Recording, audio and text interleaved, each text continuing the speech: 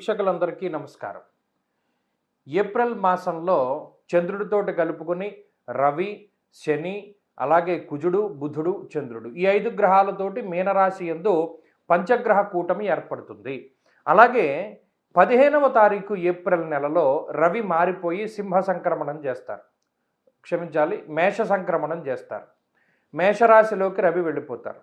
అలాగే ఈ మాసం చివరిలో 20వ తారీఖున శుక్రుని యొక్క స్థితి మేషరాశి నుండి మారి వృషభ రాశిలోకి వెళుతూ ఉంటుంది. అంటే ఇక్కడ గమనించవలసినటువంటి విషయం ఏమిటి అంటే, ఈ మాసంలో ప్రధానంగా యుతి రవి, శనేశ్చర, కుజ గ్రహాల తాలూకు యుతి అనేటువంటిది కనబడుతూ ఉన్నది.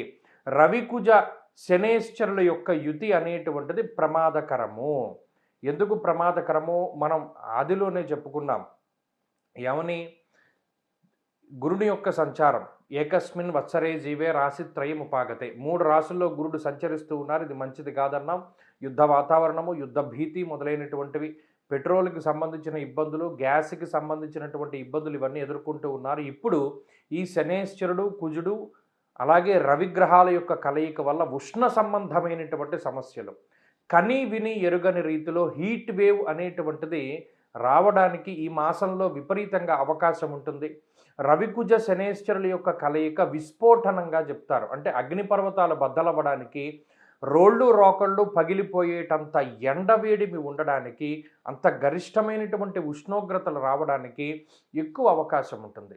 కాబట్టి విద్యుత్తుకి సంబంధించినటువంటి ప్రమాదాలకి, లేదా ఈ అగ్ని సంబంధమైనటువంటి ప్రమాదాలకి, కార్చిచ్చులకి, మరీ ముఖ్యంగా మనం పంచాంగ శ్రవణంలో కూడా చెప్పుకున్నాం, అడవిలో ఉండేటువంటి జంతువులకి ఇబ్బంది అని. అటువంటి వాటికి ఎక్కువ అవకాశం ఉంటుంది. కాబట్టి ఈ ఏప్రిల్ మాసంలో కొంచెం మనం ఈ విషయాల మీద దృష్టిని పెట్టుకుని అప్పుడు మన రాశి ఫలితాలని చూసుకోవాలి. ఏప్రిల్ మాసంలో చంద్రుడితోటి కలుపుకొని రవి, శని, అలాగే కుజుడు, బుధుడు, చంద్రుడు ఈ 5 గ్రహాలతోటి మీనరాశి యందు పంచగ్రహ కూటమి ఏర్పడుతుంది. అలాగే 15వ తారీఖు ఏప్రిల్ నెలలో రవి మారిపోయి సింహ సంక్రమణం చేస్తారు. క్షమించాలి, మేష సంక్రమణం చేస్తారు.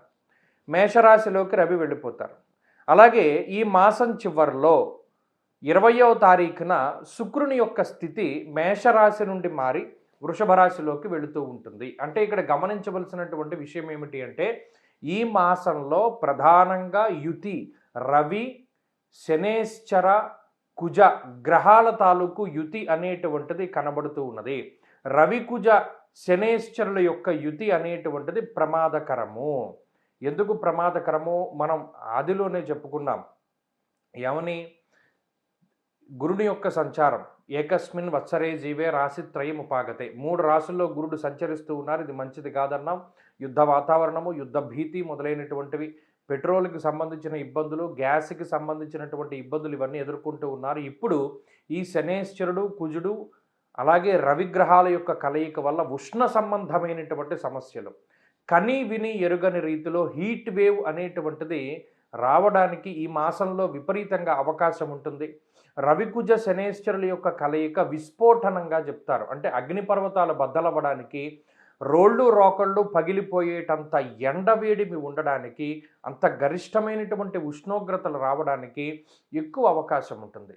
కాబట్టి విద్యుత్తుకి సంబంధించినటువంటి ప్రమాదాలకి, లేదా ఈ అగ్ని సంబంధమైనటువంటి ప్రమాదాలకి, కార్చిచ్చులకి, మరీ ముఖ్యంగా మనం పంచాంగ శ్రవణంలో కూడా చెప్పుకున్నాం, అడవిలో ఉండేటువంటి జంతువులకి ఇబ్బంది అని.